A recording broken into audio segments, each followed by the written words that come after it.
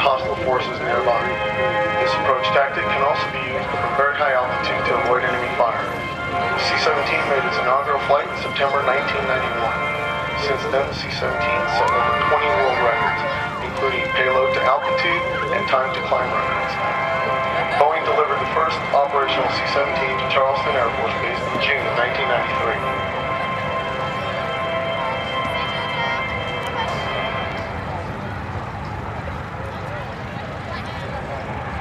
Now the crew will demonstrate a very short landing distance of the C-17.